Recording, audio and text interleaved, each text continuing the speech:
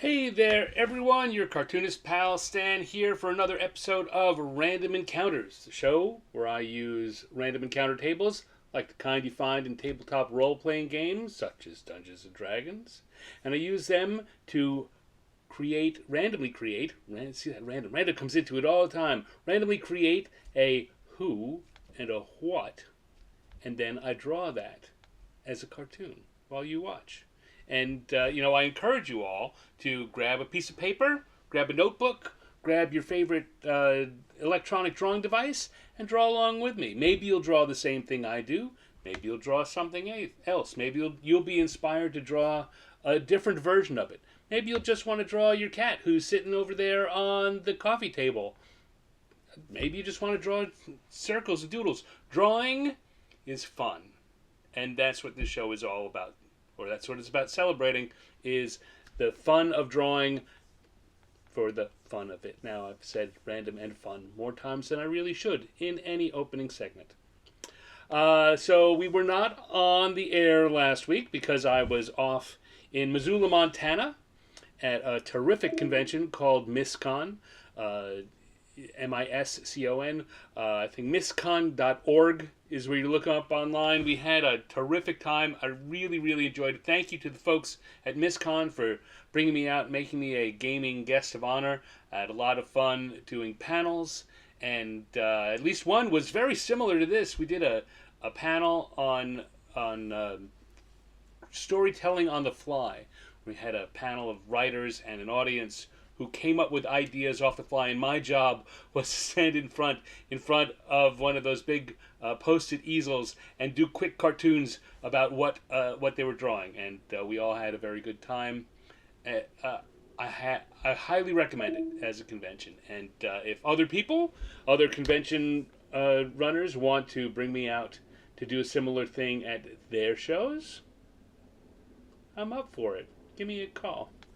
You know what I mean? Speaking of drawing implements, I do all of my drawing on my iPad Pro with an Apple Pencil and the Procreate app.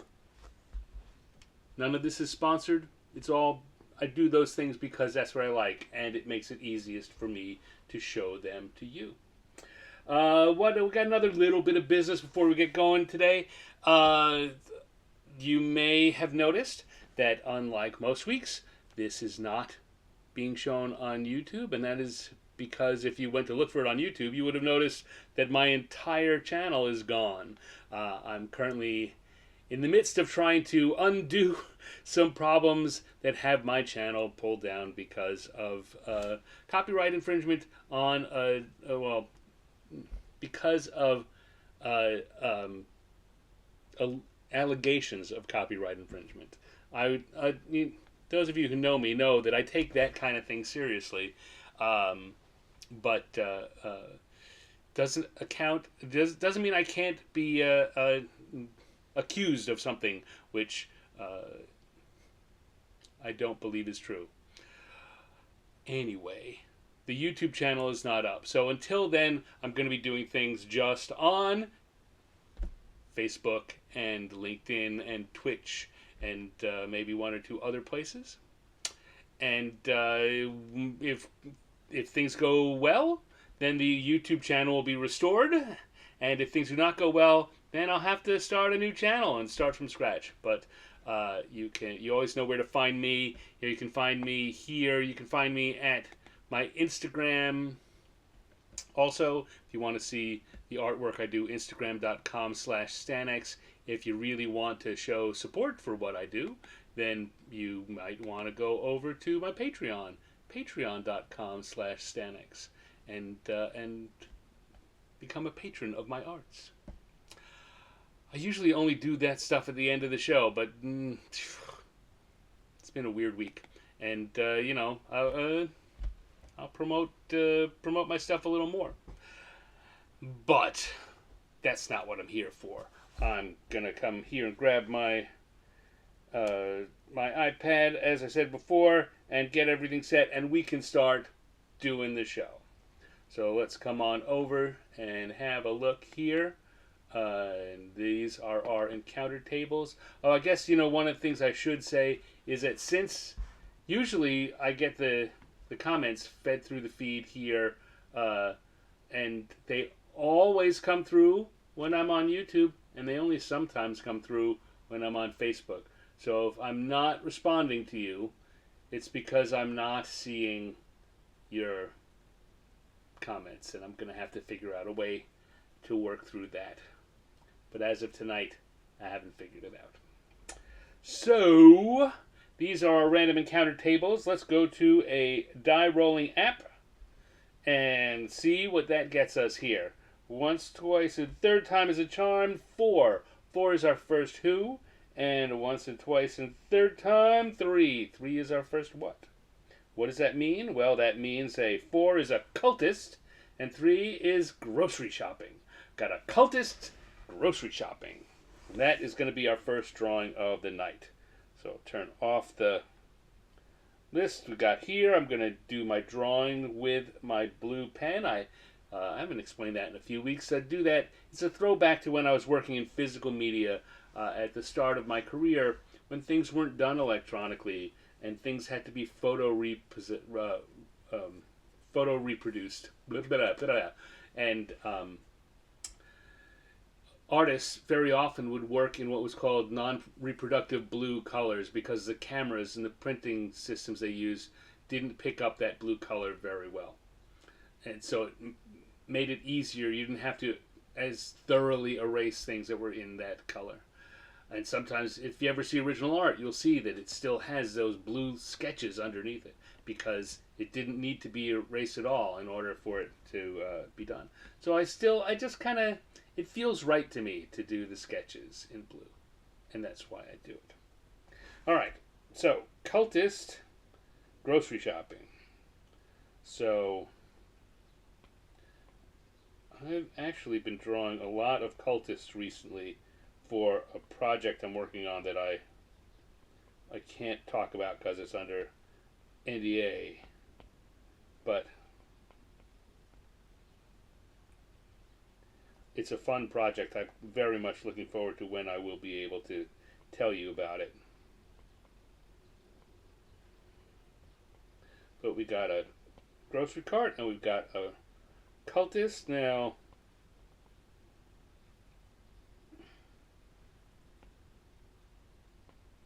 what should be on the shelves that the cultist is shopping for? Well, the cultist looking over here.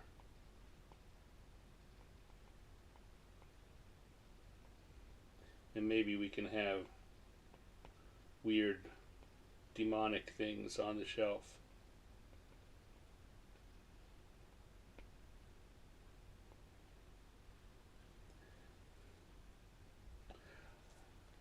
I was thinking at first that maybe I would do it with a more of a produce section.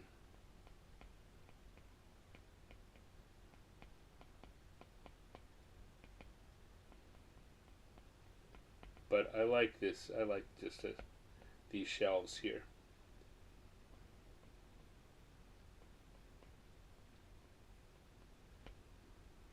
A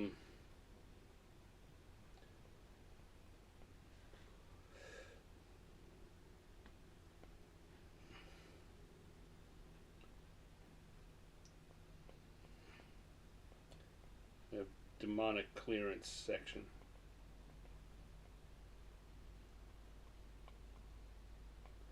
And got there.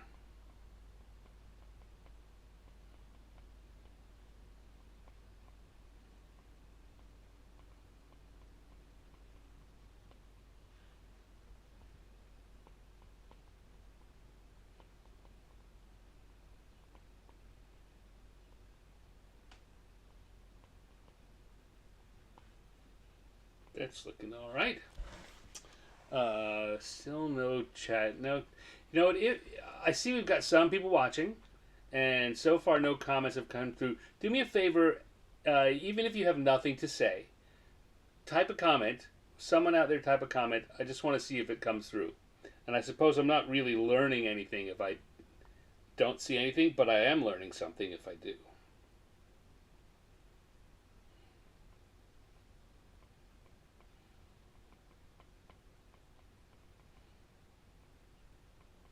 There we go. All right, that's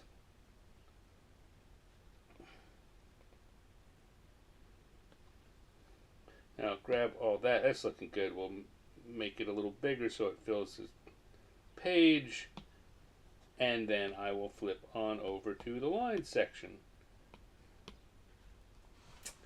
and go from there. All right. So I always say start with lines you're confident in. In this case, I'm pretty confident in the way this hood is lying, so I'll start there.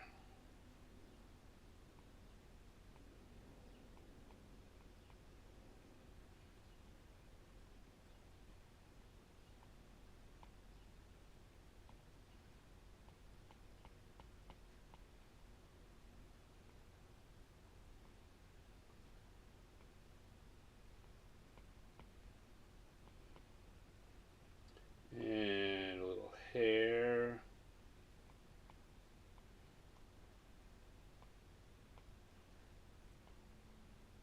There, I'm looking a little weird and culty. Not that all people who have that particular hairstyle are cultists, but if you're going to be doing a movie, that's the hairstyle you give them.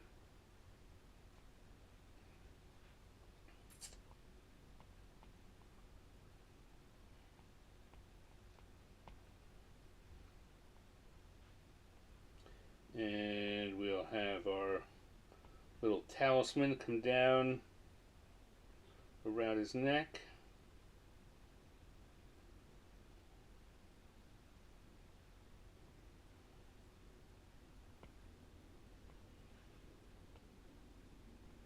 If you're a cultist, you of course are wearing a robe that is cinched up by a rope belt, which is easy to draw. We talk about often the things that the things that make it possible for me to do this kind of drawing is having half-formed ideas in my head for this is what a cultist looks like, this is what a dragon looks like, so I don't have to invent everything from scratch. I can play off those pre-existing templates, as it were.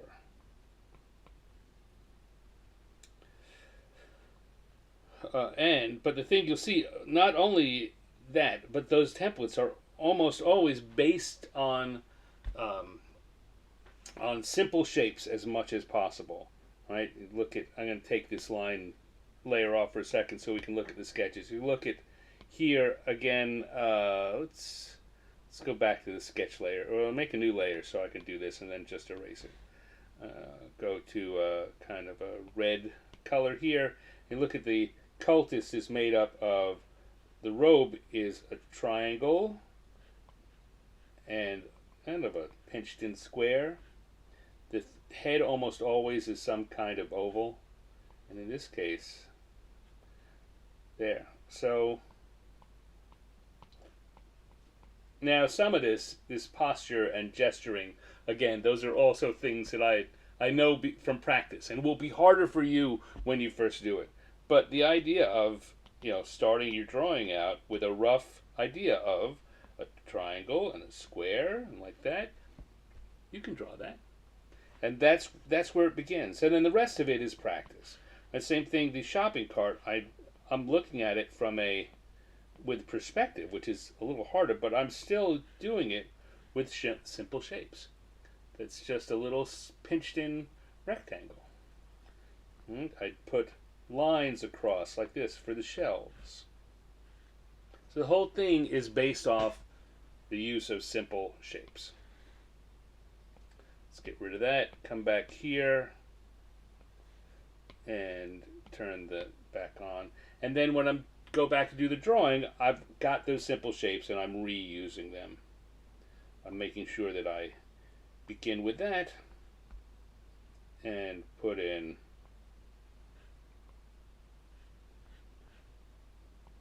stronger, more confident lines.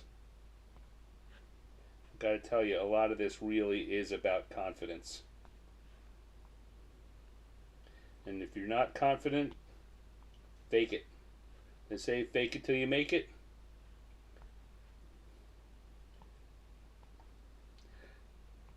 There's good wisdom in the fake it till you make it.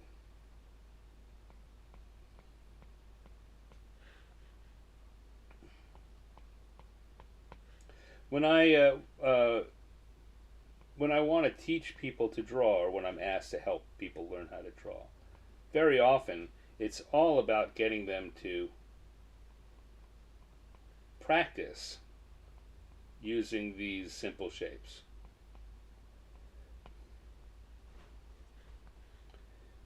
And then once you're comfortable using those simple shapes, it becomes easier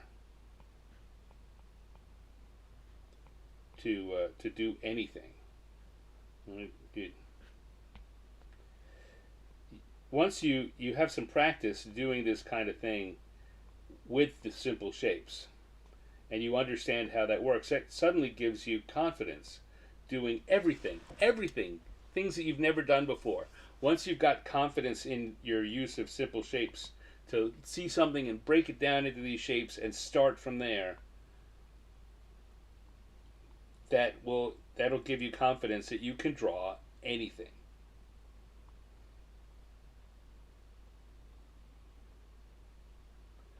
All right.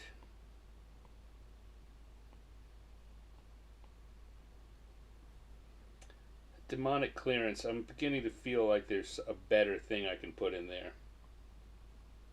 And here's where I've looked up and don't see any comments, so I'm guessing probably, since I know that folks who've managed to show up today have dug out the information, because this is not where we usually meet, that some of you have, in fact, left messages on the Facebook feed, and I haven't seen them, which tells me I just can't see what you're saying, and I apologize for that. It also means that I can't get ideas from you for what we're drawing today.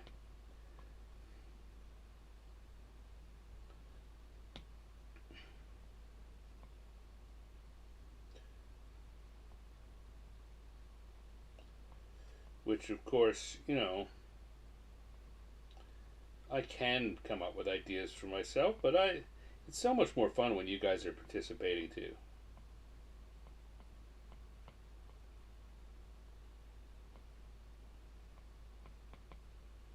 Alright, there we go. Gonna erase this. I don't know.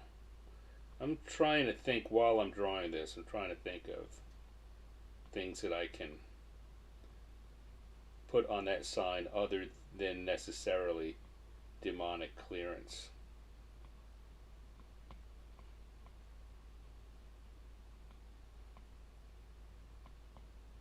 Or something to go along with it. I don't know.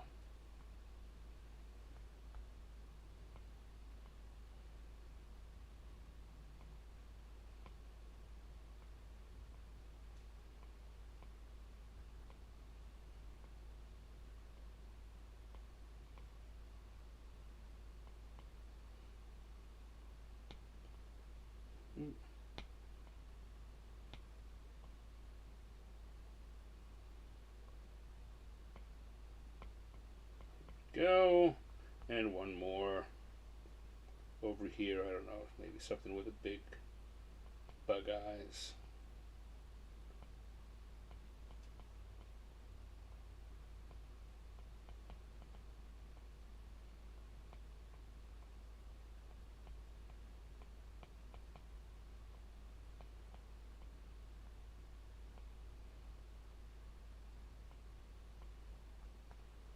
And then we need stuff. I put the hints of cans on this shelf. I don't know what. I'm going to have to come up with what those cans are.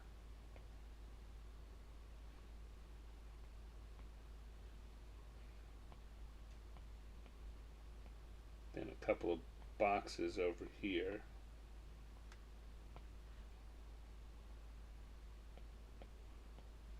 more boxes down here. That's all right. And let's see, what can be in these cans? I don't know. Maybe I don't need to say. Maybe I just put a pentagram. Oh, what I really want is an upside down pentagram, of course.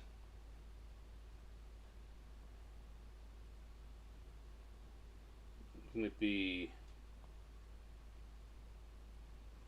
Oh, this can be summoning helper.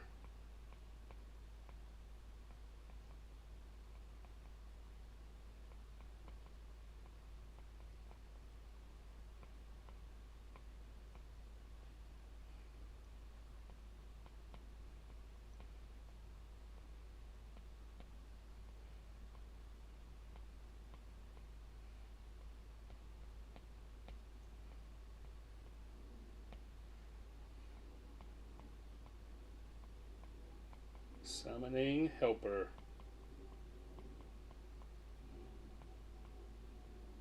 Now I kind of want to do a little commercial for summoning helper.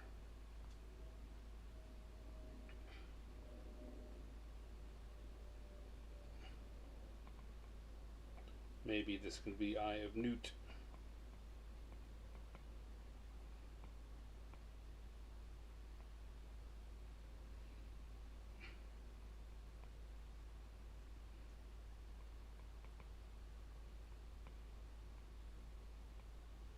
Eye of Newt.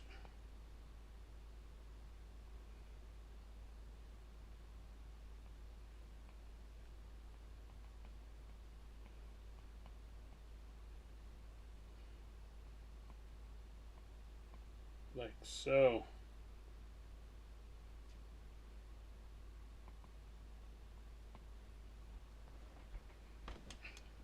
And then I've got that sign. Oh, that's Linnea. Hello, Linnea. Coming in from Facebook. Okay, so chatting is possible. Great. Oh, that makes me feel so much better. I'm glad that you and presumably some of the other lemons may be there watching. Thank you for tuning in. Let's see. So demonic clearance.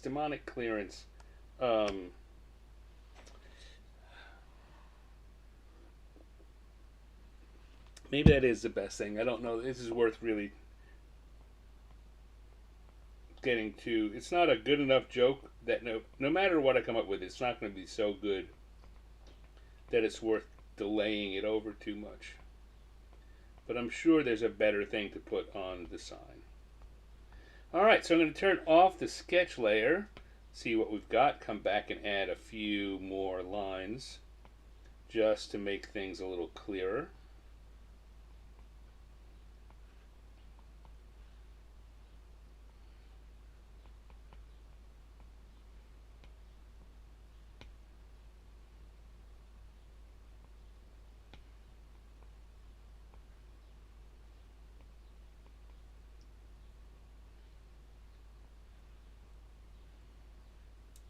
It's looking pretty good though.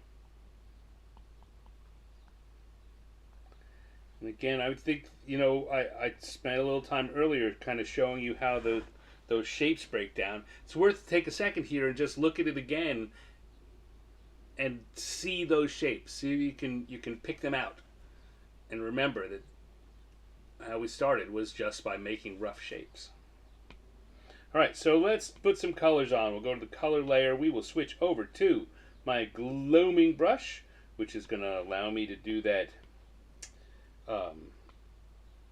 crayon-y / markery incomplete drawings that still have that feeling of being intentional.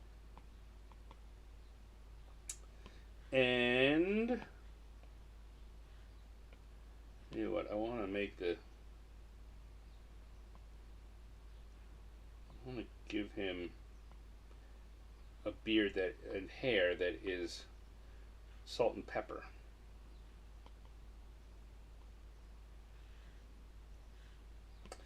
And we're going to give him a purple purple robe.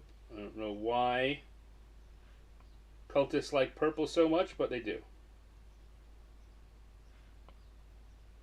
Purple, black, and red are the colors of choice for cultist robes.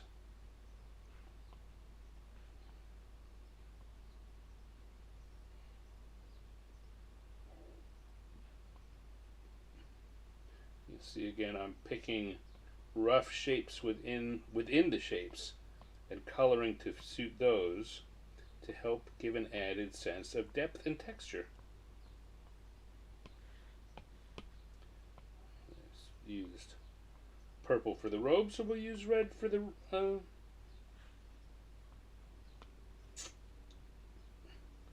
tie, for the rope belt, and the necklace. We're going to come over here and make the talisman gold.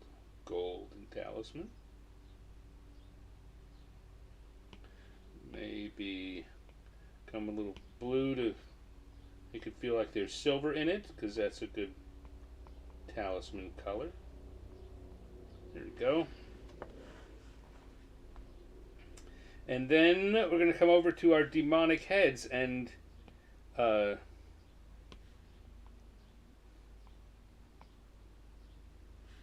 color them, because each one's different. I'm going to have to quickly pick some colors. Now, that's another thing that happens a lot here on the show, is that I'm doing this coloring very quickly. And just grabbing colors may be faster than you think about it. And I'm sure that, or having talked to people, I know that that's one of those things that often feels a little magical about how artists will do that. But, there are two secrets to that, and the main one is practice. When you don't, I've done enough things that I have a rough idea of what color I want them to be. And the other thing is that I'm not afraid to be wrong. If a color isn't working out, and anyone who's watching, I know Linnea has seen this before. Anyone who's watching and been watching the show at all knows that there are times when I put something down and it's just wrong. It didn't come out the way I wanted to. So I erase it. If I'm drawing in my sketchbook, I either just live with it or I scribble it out and move on. But I don't worry about it. Neither should you. The more you practice, the more you'll get it right the first time, and the more confident you'll feel about it the first time around. There we go. And then we're going to need some colors for the cans. Eye of Newt is going to have an orange wrapper and a bright yellow wrapper.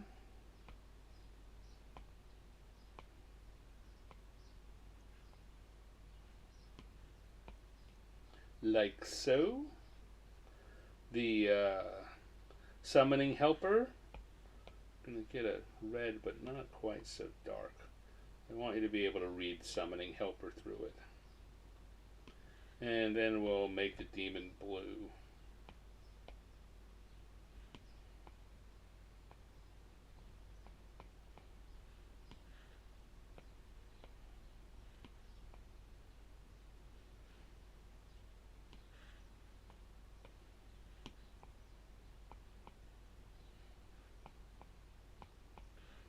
And this other stuff down there, we don't even know what it is. So let's just make it some kind of unremarkable pale green. And what do I need to do? Oh, I still need to add a little color here. And go with blue as a stand-in for a silver. Maybe a little brighter blue than I would normally use, but that's all right. Go back to that blue and pale it out and put it in there so that we make it clear that it's not so easy to see straight through. And then go. All right, and then I just need to show the sign. The sign is going to be orange on the outside, like that. Right? No, we're not going to do that. Again, see? I just decided it's going to be something else. So we will go with a light green, mostly. But then I'm going to, on top of that, go back to that orange, and I'm going to put in a big burst. You know how they like to put bursts around sails. It's a demonic clearance section. And one last thing, so now before we go, I want to do a little extra shading to make things look a little better. So I'll go to the color I've already used, make it a little darker, and then find the underside of the shapes that we started with. It's another reason that those shapes are important. You need to remember them because the underside of those shapes, the underside, and usually you pick one side, left or right. I almost always pick left. And put that in, and that gives it that. It's a quick and dirty way of figuring it so it looks a little bit like it's shadowed. And that's not the way shadow would really work, but it's close enough, and it certainly gives that character a little extra, say a little extra sense of depth and texture. And it's the kind of thing you can do on your coloring if you're coloring with markers or crayons or digitally like this. To make your final piece just seem a little fancier. Your friends will go, ooh, look what a good job you did. Trust me, they will. Alright, and then I'm going to stick my little stand here down at the end and say that we have completed doing a Cultist grocery shopping. Ta-da! And Good Tourist is here. Hello, Good Tourist. Thank you for joining us. Good Tourist is coming in from Twitch. Don't get many visitors from Twitch, so welcome. Thank you for joining in. It says, okay, now I can comment. Oh, it's Linnea. Linnea is on Facebook and Twitch. You are 3 of my viewers. And I'm not going to complain about that at all. All right, so there we go. We have a Cultist grocery shopping. So I'll come back here. I'll turn that off. Turn on round 2, and turn on the random encounter tables again, and take one more swig. No, you got lost. Now you're only on Twitch. Okay. You can be as many places or as few as you want. Linnea, it's okay with me. All right.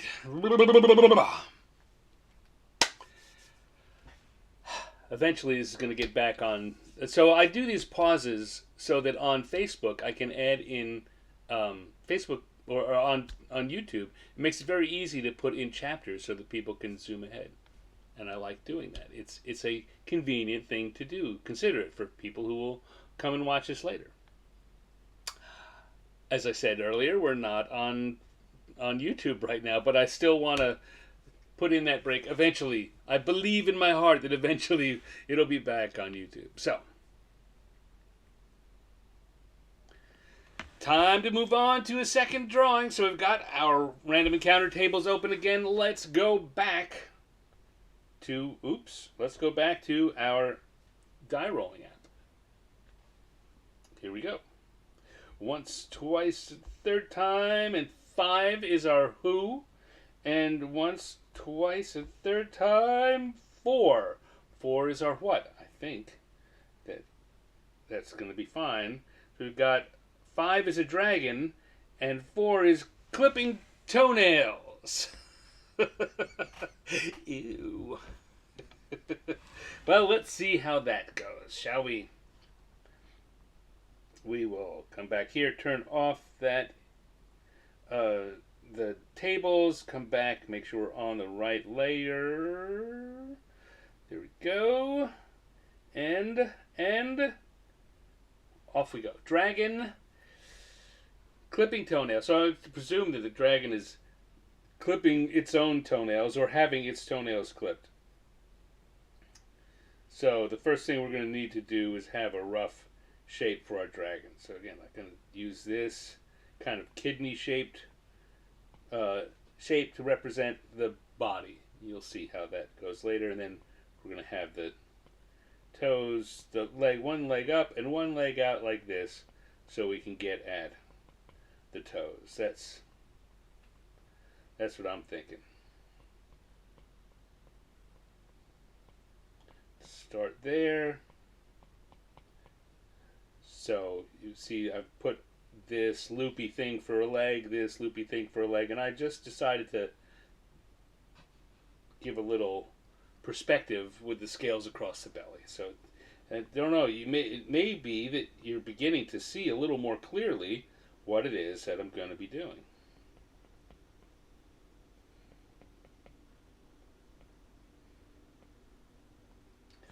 And then we're going to have the dragon's necks are long, so we can do this and have the head come up. Now the head is going to be kind of a raindroppy triangular shape, roughly.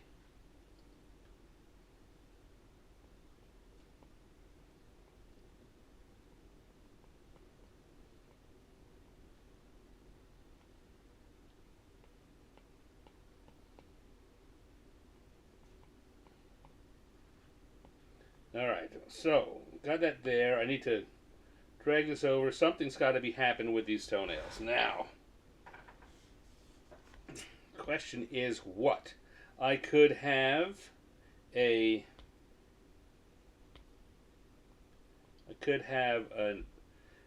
smaller kobold or some kind of other minor creature. I could do a lot of things.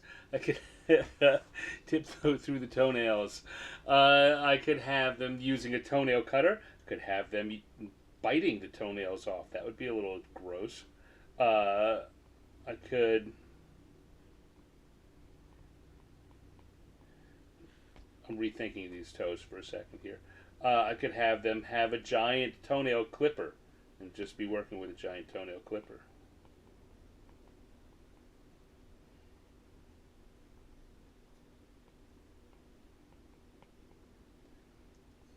There's a toenail that's just been clipped. Could have could be a sword. I like the idea of a giant toenail clipper, though.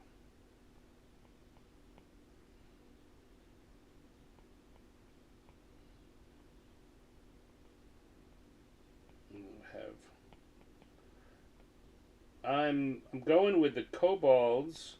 Some kind of little lizardy creatures with giant toenail clipper.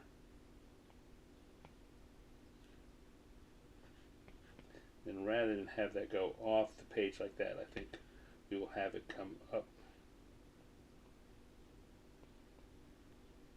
That's not right.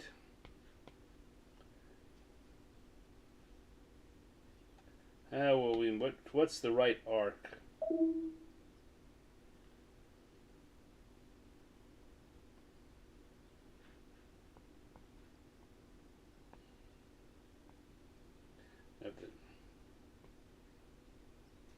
That doesn't look right either. This is a really weird thing for me to be hung up on, but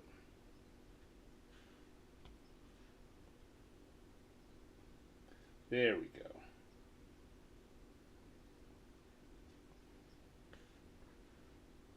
Alright, now I need to zoom in here a little, get a slightly better idea of what I'm doing with these guys who are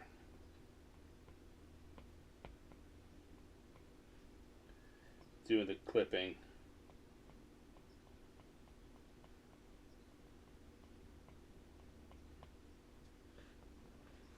I may be asking for too much detail in a tiny little doodle like this, but it'll work out.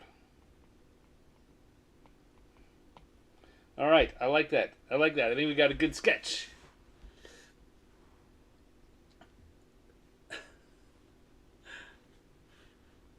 Let's go in and do switch over to the lines layer and start putting in some drawings. We're on the lines layer, switched over the colors.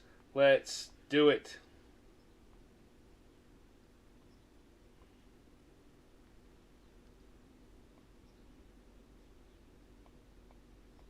Again, starting with the lines that I am most confident in.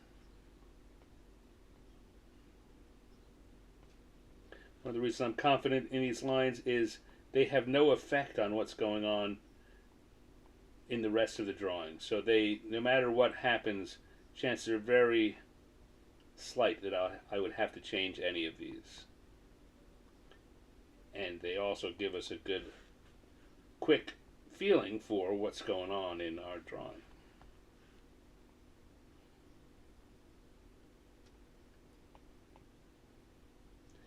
In the, I was talking a little bit earlier about the event that I did at MissCon, where the audience came up with ideas and I was drawing them very quickly on a one of those big easels, those big giant post-it notes easels. And Linnea, you and the other lemons would have loved that because they picked as the subject for the story to be a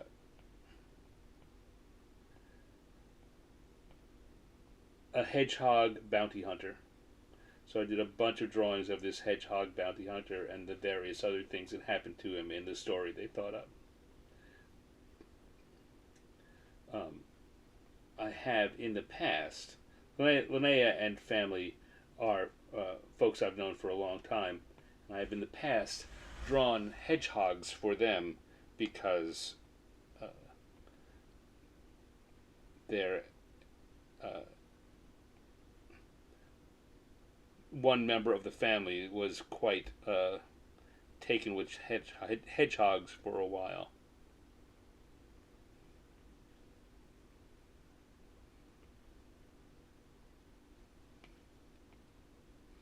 So we made some hedgehog stickers and some hedgehog Christmas cards and other cards. So when they said, the character's a hedgehog, I was like, oh, well, I know how to draw those.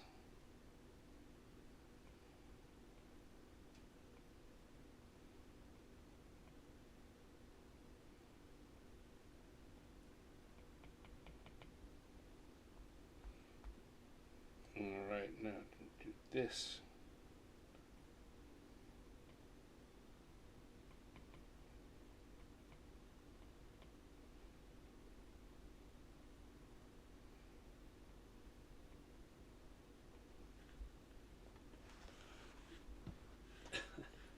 Yeah, the Hedgehog Bounty Hunter was fun to draw. The story got really strange, as will happen in that kind of situation.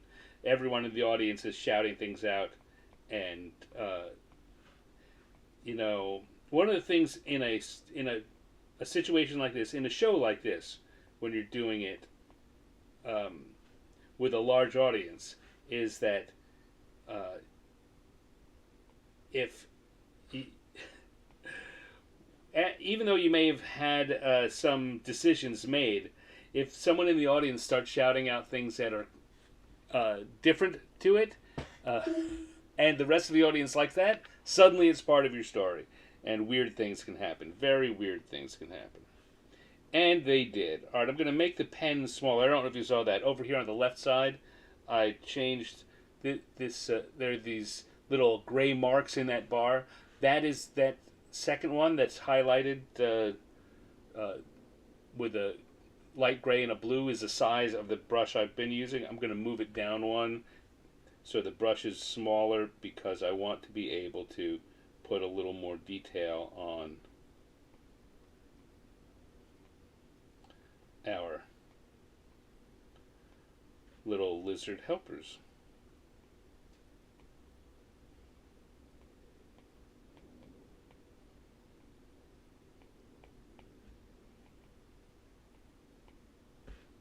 And if I make the brush smaller, it's easier for me to put that extra detail in.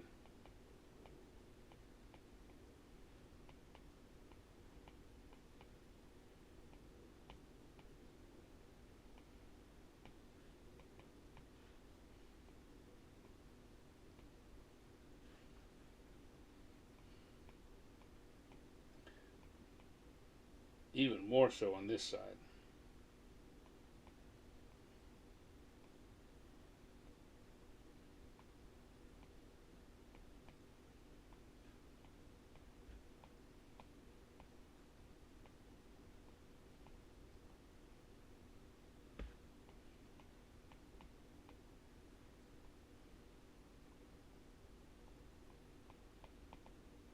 Like so.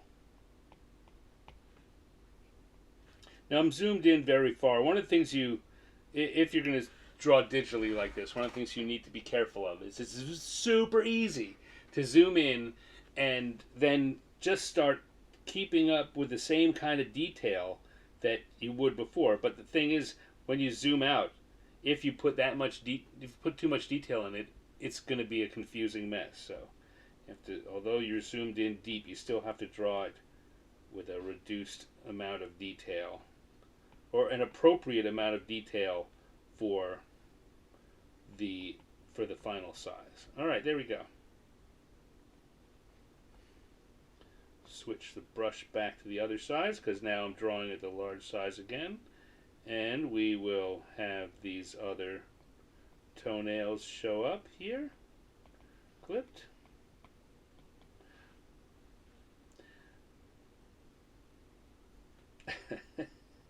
Kind of like how this is coming out. All right, and then we're going to have the dragon's tail end up here.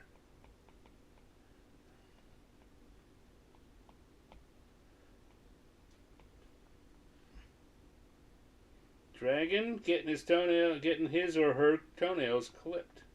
Can't really tell what kind of dragon it is, gender-wise. All right.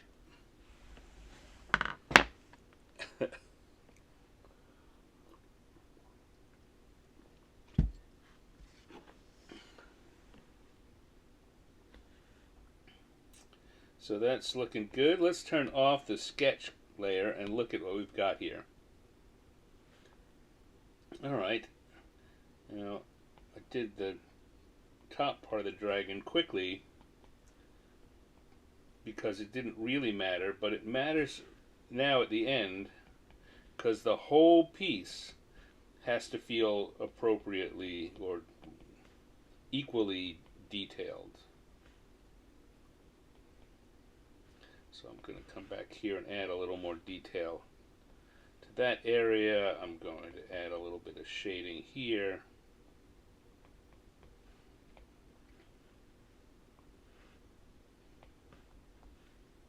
There we go.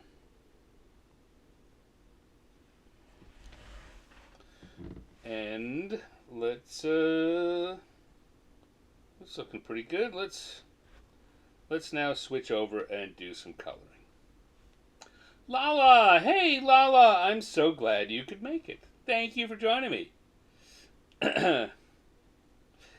It's good to be random. You know, it's good to be doing random encounters again. I like this show. I like this show a lot. I'm going to say something right now which might make it seem like I don't appreciate all you. We've got about a dozen people watching us right now, which is great.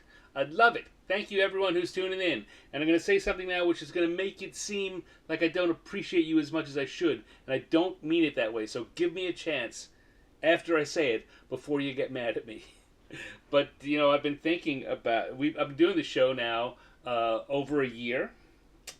And, the fact of the matter is that the audience is about a dozen who tune in live for it. I think at our best, I've hit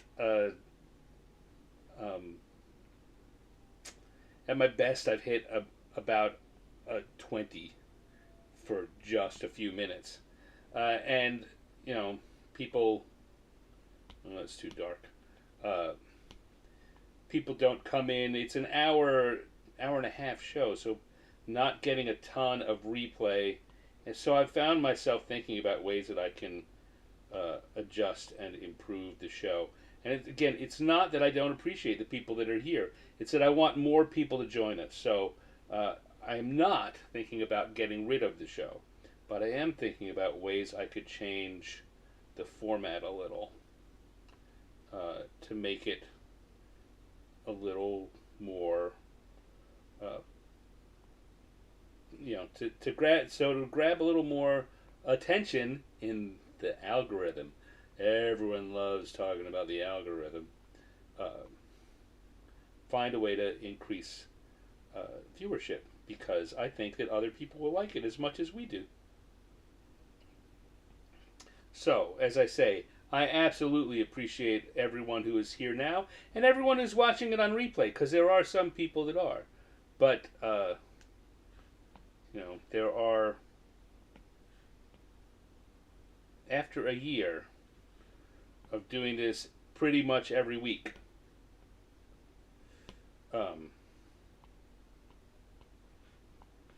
anyone who's, any of my tutors in the world of live streaming would tell me that you want to have stronger results than that. You want to make sure you're doing things to increase viewership. And I don't know what that is. I'm just starting to think about it. I don't know. It's not that I never thought about it before, but I really like the show the way it is. It does what I want it to do. But if I want to increase the audience, I'm going to have to find a way to do it a little different somehow. Somehow. I wish I had an idea so that this wasn't so vague. I really don't know. A little lighter color to show the bottom of the feet. And down here, we're going to go with a greenish color for our lizards down here.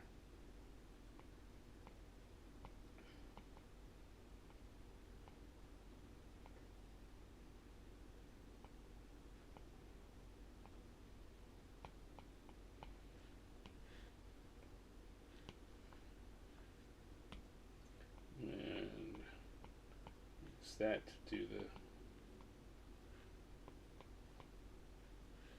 there, and kind of a brownish color for their loincloths. And then we need that light grayish blue to do the silver of the nail clipper, a little darker, maybe even a little bit more dark to show that that's the inside of it. And then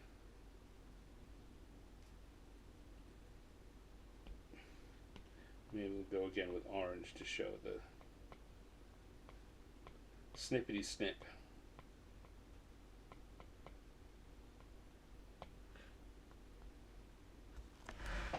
And now, that's looking about right.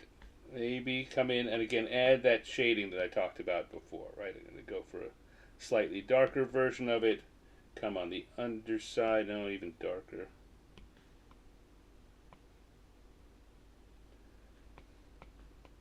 Down there. anywhere it seems like there should be shade or just the underside of the color. See that little shade there to show that the mouth casts a little shadow.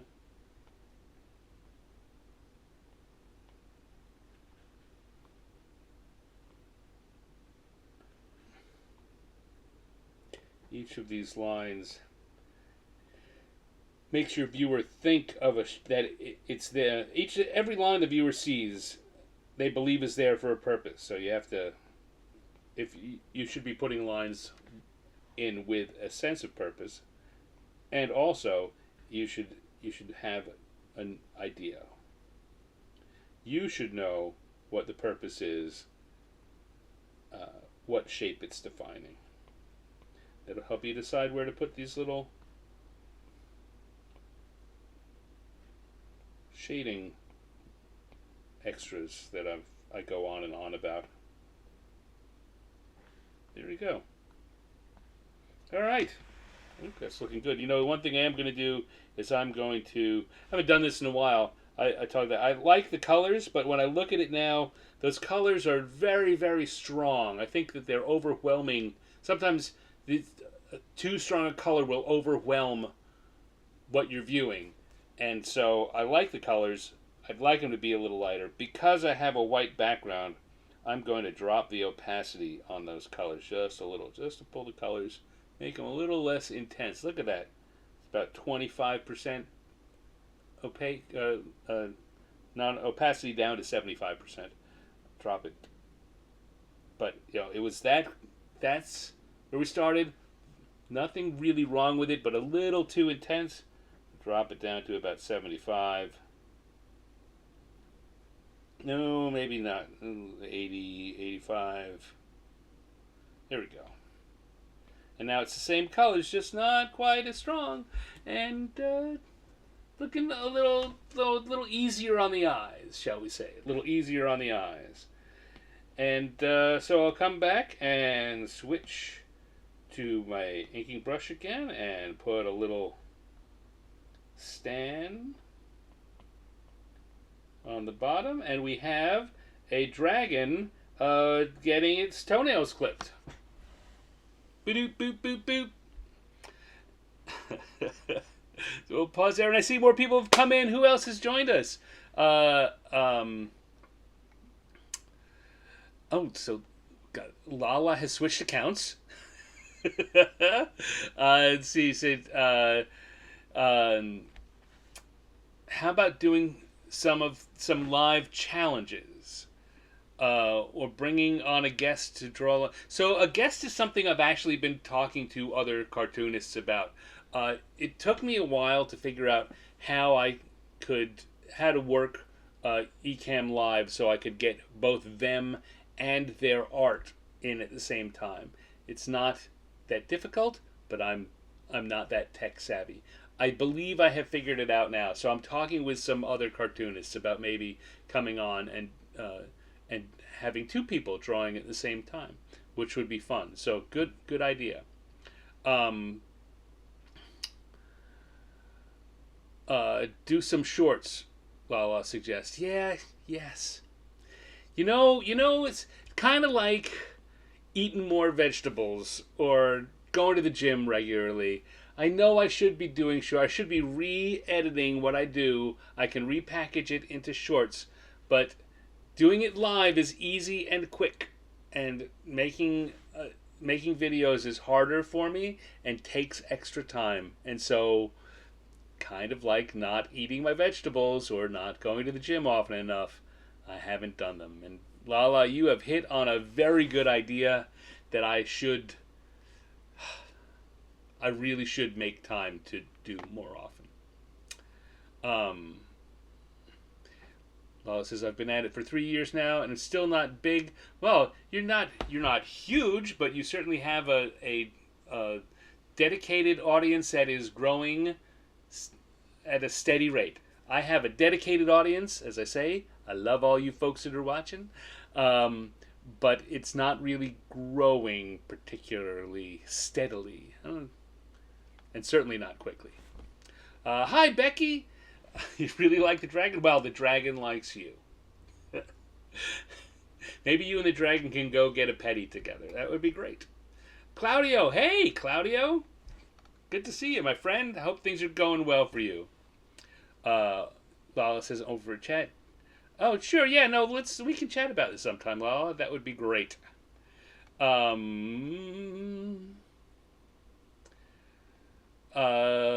Just catching up quick so I don't spend too much time. You want me to be your accountability partner? I don't know. I mean, it's not that I don't want you to be my accountability partner. I want to. I need to be clear about what my plan is before I have an accountability partner pushing me to do something that I may not want to do. But yes, Claudio says, "Eat your veggies, Stan." I will eat my veggies. Lala says, "Watch a lot of shorts on cartoon." You know what? At the very least, Lala, I wanna talk to you so you can show me some of them, so I can look at them and begin to process and make decisions on my own. This is a lot of fun. All right, so we finished 2 cartoons now. We've done our dragon getting their toenails clipped, and we had a cultist grocery shopping. I'm going to now turn on layer 3, turn off layer 2, turn back on the random encounter tables, and we'll do one more drawing. One more time. Everyone say it with me. One more time. Good. All right, so we're going to come back and go to the die roller. Roll the dice one more time. Once, twice, third time. 1. 1 is our who, and once, twice, and third time. 2. 1 and 2. So let's see what that means. 1 and 2. 1 is a Xorn. I'll explain to you in a minute what a Xorn is. It's a D&D creature. And 2 is Mary Poppins. Wow, is that a weird one? A Xorn as Mary Poppins. All right. So, a Xorn is a weird D&D creature that was just... There are a lot of weird D&D creatures. In this case, it's a creature that lives in the caves where the adventurers go searching for treasure, and it's a kind of bottom feeder. It's a kind of thing that eats... It eats the vermin and other junk that you find on a cave floor. And I'm going to zoom in here for a second. They're very strange body shape. They're again, I talked before about basic shapes. They're kind of a conical thing with a mouth at the top and eyes on the side and a couple of arms, and it's a little tripod of a creature. And they wander around and they pick up things that are in the dungeon and they pop them into the mouth on top of their head and they chew on them and they keep going. That's a Xorn. And we're going to make a Xorn that is Mary Poppins. So, now I'll leave this here for a second for you to try to imagine this thing as Mary Poppins. Okay. Because that's what I'm doing right now. Trying to imagine a Xorn Mary Poppins. I sometimes have thoughts, and I know there are people that watches. Linnea's husband Dave is one of them, who often have ideas that are terrific ideas, but they aren't well suited for single panel. They aren't always well suited for single panel cartoons, and I will give that feedback. Because what I'm doing here are single-paneled cartoons. And as I think about the Xorn Mary Poppins, I'm thinking, wow, it would be great to do like the Step in Time thing with a bunch of Xorn chimney sweeps on the roof with Mary Poppins. But that's not a single-panel cartoon. And if it is, it's certainly not one that I can do this quickly. So, yeah. Alright, let's erase this sketch right now. Clear that layer, because we're going to have to do a Mary Poppins Xorn. Alright, so, first thing I do is go back to that shape. And in one hand, it's going to hold her her parasol with um, the parrot handle, and then of course it's going to need to have these the little boots that she wears, but 3 of them.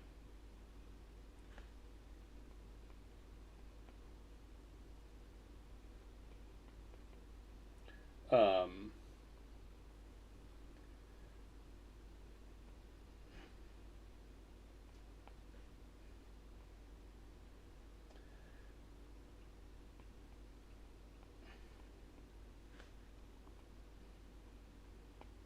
Dressed in a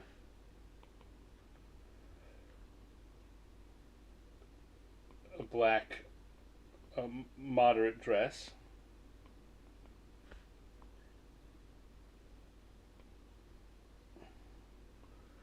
It wasn't a derby hat. It was kind of a square top, if I remember correctly.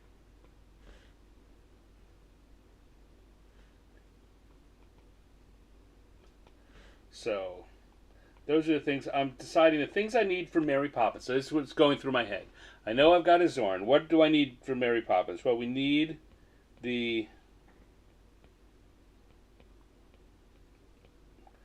heels clicked together as she's flying through the air. We need the dress.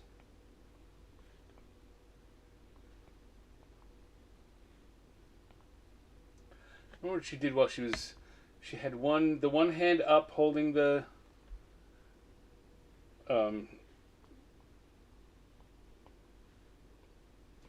umbrella.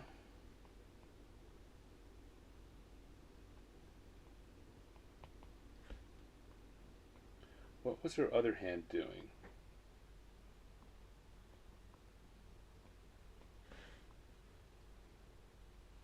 She had a little hat.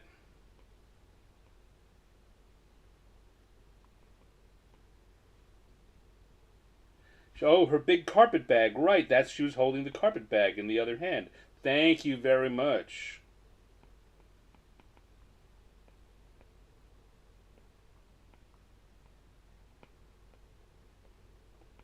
And again, look here, everything is based on simple shapes. The carpet bag was just one triangle and another triangle with a little handle on top. And then I faked the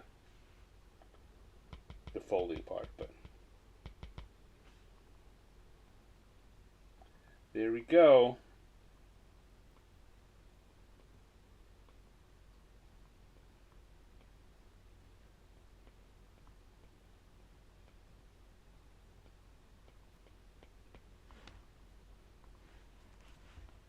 There's our rough shape for our Mary Poppins Xorn. Now, I think I want to grab that whole thing and make it a little bit smaller. And we're going to have her coming in over the rooftops. It being London, 18th century London, we've got a lot of chimneys. Not just chimneys, but chimneys with pipes on them.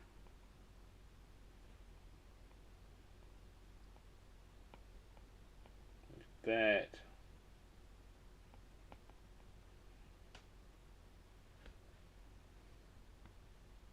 We can have Big Ben. Trying to remember what the top of Big Ben looks like.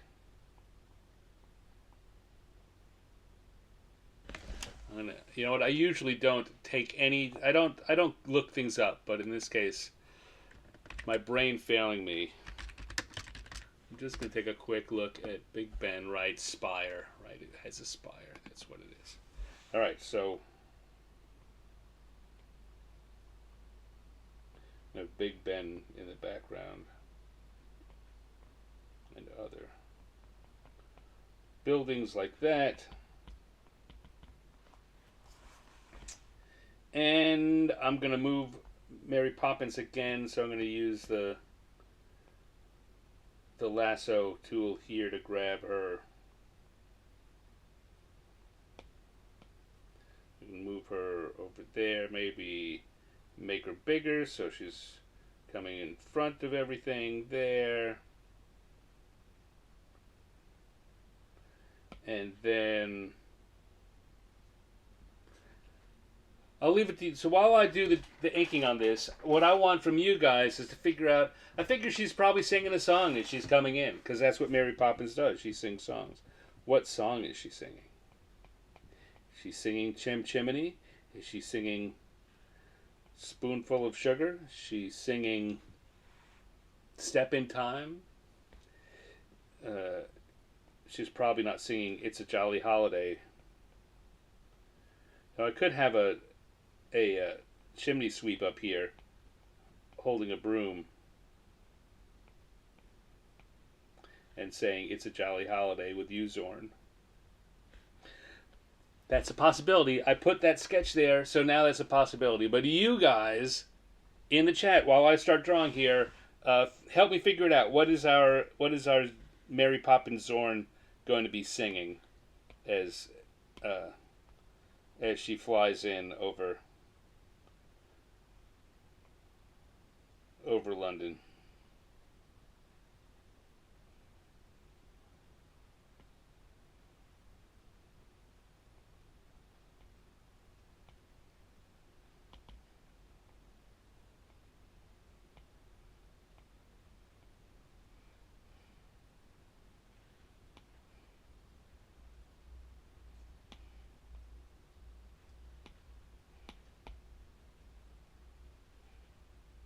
Realizing that she has a coat, not just a dress.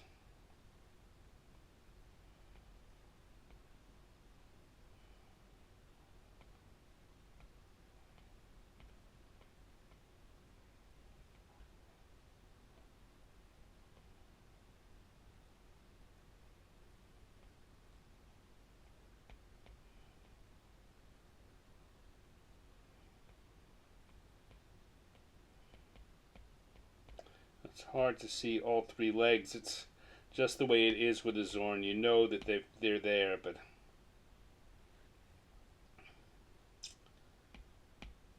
not working out perfectly. Nothing works out perfectly. Not the first time around. But there we go.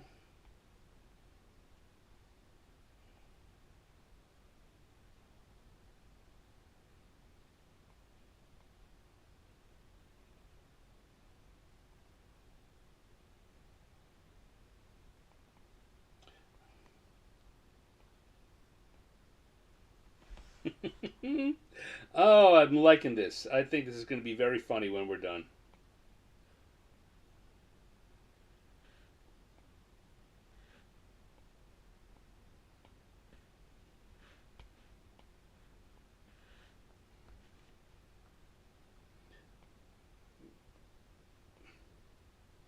Mary Poppins Xorn.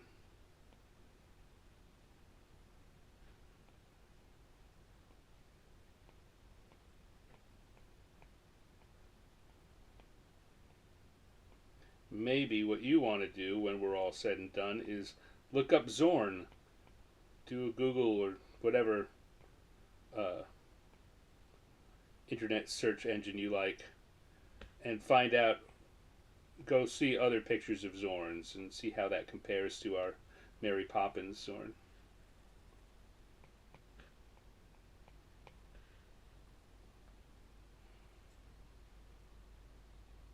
Then we're going to make sure we give her the feeling of being in motion, because that's what she is. She's our Mary Poppins. She's our Mary Poppins. Yeah, maybe I could sit here and do a really bad Cockney accent like Dick Van Dyke. She's all Mary Poppins, she is.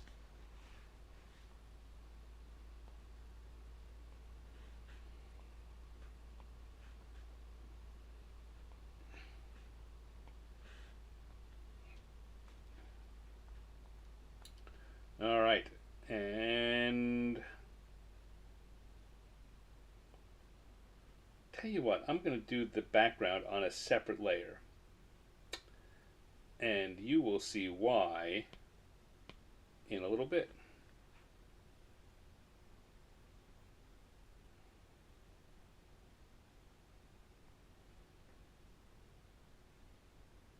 Here again, this app lets me, if I draw a rough circle, it makes it a clean circle, and if I hold down with my finger, it makes it a perfect circle. So it'll be 9 p.m. here, and of course, come back and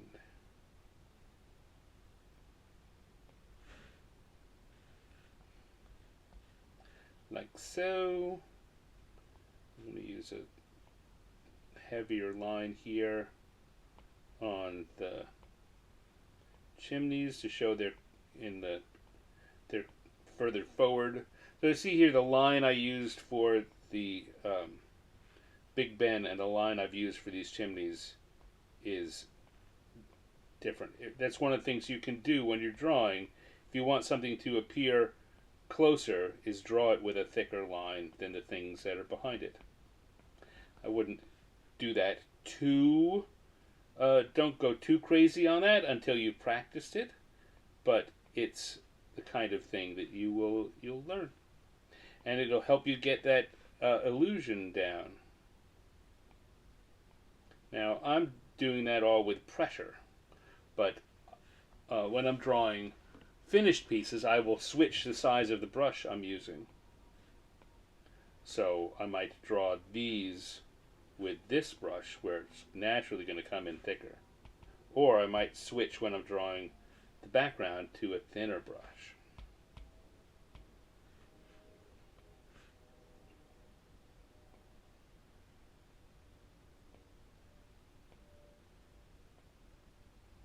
There we go.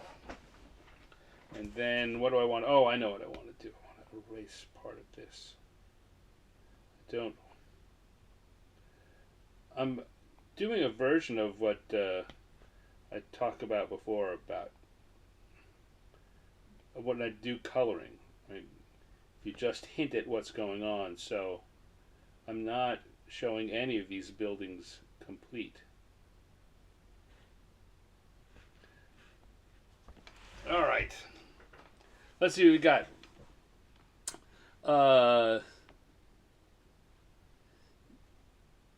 Tuppence, chimney. All right, I'm looking for what I'm gonna have. Who's gonna be singing what? All right, so let's quickly put in a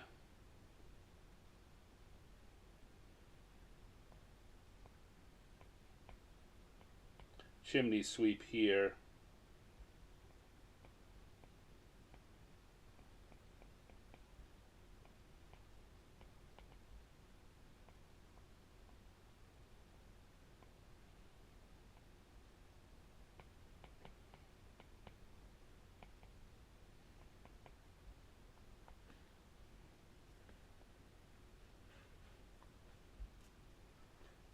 All right, and I told you I was going to show you why I did this in the background. So I'm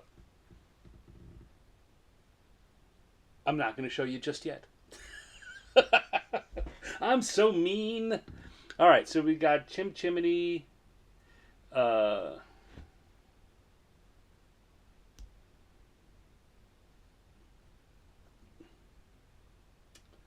That seems to be the, well, yeah. Mm-hmm.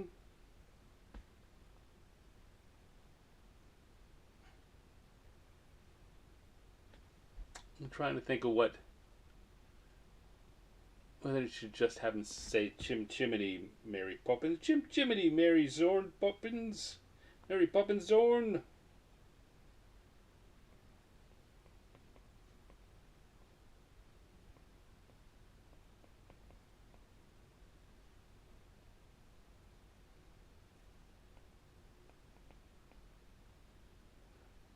Jiminy, Mary Poppins, Xorn.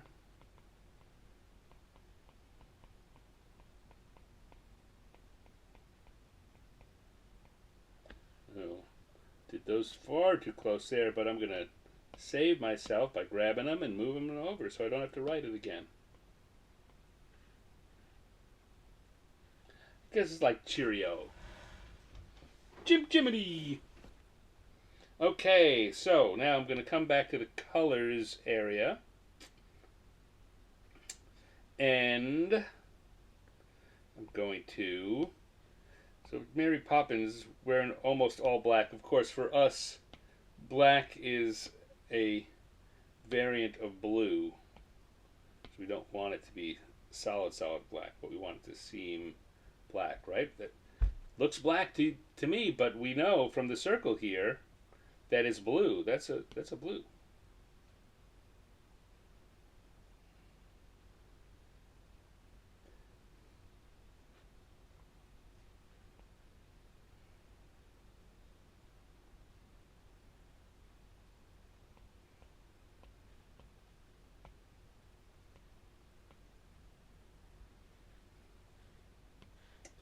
And then we're going to go with a slightly less.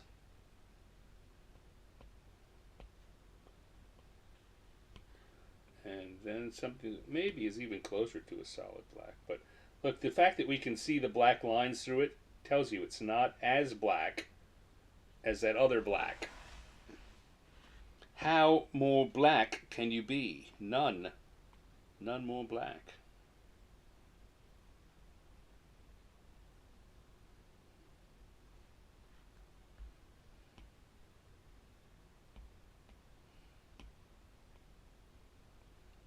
That in there. Got the green for the parrot head. And then a Xorn is kind of a brownish, greenish, undercolored, unhealthy color.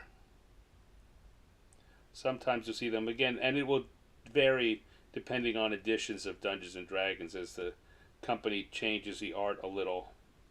Sometimes they're browner, sometimes they're greener, but they're always that kind of unhealthy color. And then the carpet bag.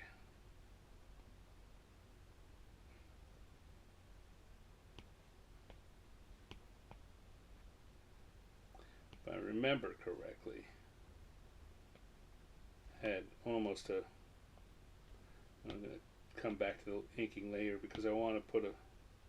I want a better color than that. It's kind of a plaid.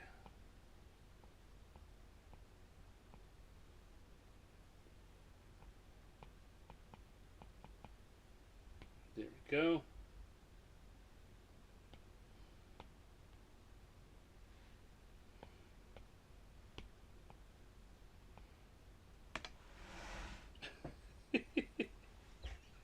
This cracks me up.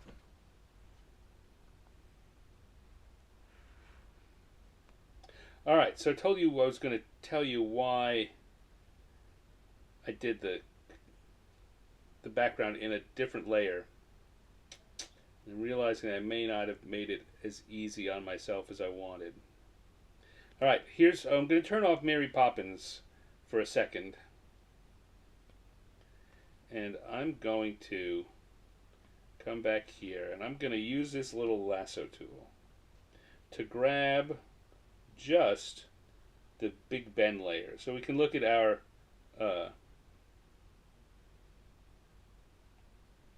background and see that there's the bits in front and the bits in back. So I'm going to grab that and I'm going to cut and paste it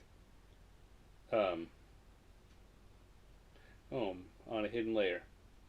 I'm going to come here to this layer and I'm going to cut and paste it, which is going to repaste it on its own layer. See this layer here that says from selection?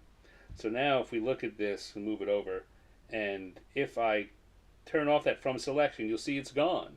That layer 18 where we started, just those front guys. And that layer is just the back guys. And that's going to allow me to do something interesting. I'm going to turn Mary Poppins back on too. That's going to allow me to do something interesting. And that is, I'm going to take this layer, this layer 18, and I'm going to, I don't know if I need to, this is not a tutorial, so I don't really need to show it. It's exactly, I'm going to alpha lock, which means that we're only dealing with the lines that are already there. And I'm going to come here, and I'm going to pick a dark green that's approaching black. And I'm going to fill in that layer now. It's only going to fill in where the lines are. So when I do that, see the lines here changed from black to green. And I go to our selection here. I'm going to do the same thing. I'm going to alpha lock, but I'm going to make that a lighter color still. And then when I fill that in, you can see that Big Ben is going to change, so it's a lighter color.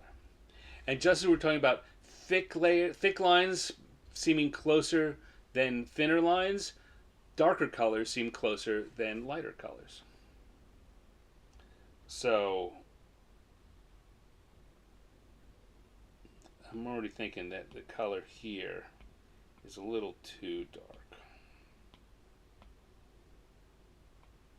There we go.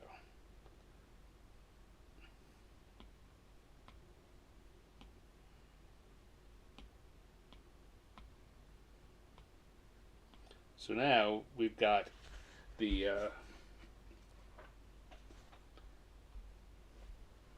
Mary Poppins popping in front because she's, there's a pun there, because she is in with the black lines and thicker lines, and then behind her is something that's in a lighter color. Same, it's still a line drawing, but it feels like a lighter color, so it feels like it's further back. And then Big Ben is an even lighter, thinner line, and it feels like it's even further back. So now let's just quickly come in here and put some colors in there also. So we will use a gloaming, really, things, we're going to have things be really light so that they go along with the lighter colors behind them.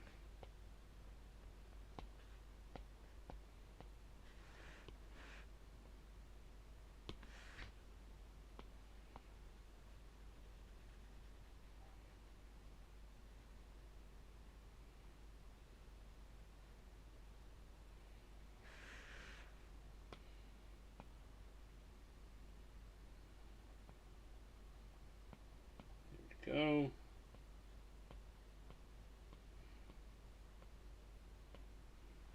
Got that, and then I'm going to come back and go to a green gray, a very light green gray for the city behind it, and it's just going to be a very flat green gray.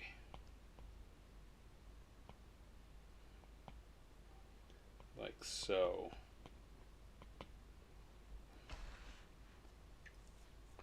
And we've got our Mary Poppins Xorn floating in over good old London town.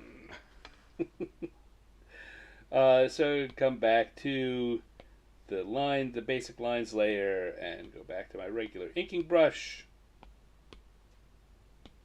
And we can put a stand down here because we have completed a Mary Poppins Xorn. Practically perfect in every way. Bap bap bap ba doop boop. Woo! Glad you could make it, Dave.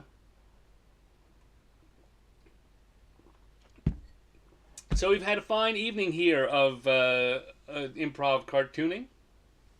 Um, and talking about other stuff too. We've had a very productive evening. Uh, uh, Lala, you and I should I definitely want to chat with you, and maybe you will be my my partner, my responsibility partner, my accountability partner. Uh, but at the very least, we can bounce some ideas around, and maybe you can help me figure out what the next thing I'm going to do to help this channel grow or help this show. First of all, I gotta get a new channel. For those of you that may have missed the beginning of the show, my YouTube channel has been taken down because of some copyright issues that NHK had with what I'm doing on a sumo show on another channel. But that's how things work in YouTube land, and I'm working on getting it back. If that works, then we'll be back on that channel soon. If it doesn't work, I'll be launching a new channel, and of course, tell you all where it is. Yeah, that's my thought on that. So I don't want to dwell on that. Yes, fingers crossed. Look at things as positively as possible. I don't think that the best decisions were made, but I'm not going to get all huffy about it. In the end, here is a lesson to learn. No matter what we're doing online, whether we're on Facebook here or Twitch or YouTube, there are rules, and it's your responsibility to know them. And if you break them unknowingly, it's still your responsibility. So while I could get all huffy and bent out of shape because I think that the rules that got crossed are bad and not explained well, it's my responsibility. So I'm going to take that responsibility. Let me snap my collar. I'm going to take that responsibility, and we'll find a solution. In the meanwhile, I'm going to keep coming back here where we are right now, Facebook and Twitch and LinkedIn, and maybe I'm on X/Twitter. I don't even remember anymore. And I'm going to keep doing this because this drawing is about fun. As I say at the beginning and end of every show, and I mean it. So, it's time to, once again, have a little sip. And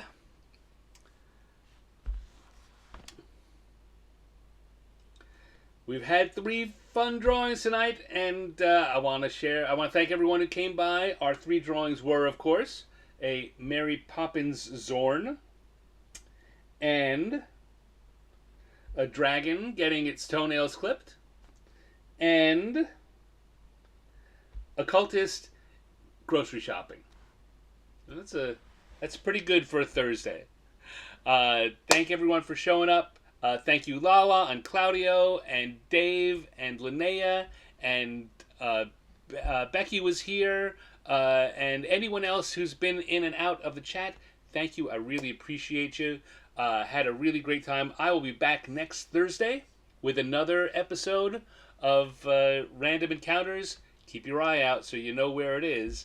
And in the meanwhile, also keep your fingers crossed as I try and sort out these other live streaming issues in my life. So until then, you know what? I want to come back here, switch views, and once again remind you that you can find me on Instagram at instagram.com/Stanex. All of these drawings will be up there for you to look at and enjoy, unless for some reason I ever get kicked off Instagram. And if you do enjoy what I'm doing and you want to help support it, and you want to become part of team behind the scenes, I get behind the scenes looks and extra nice things sent to your email box. Then maybe you want to join my Patreon at patreon.com/Stanex. So, or just come back here next time. I'm okay with that too. Until next time, I have been and remain your cartoonist pal Stan. and I'll see you soon. Bye, everyone.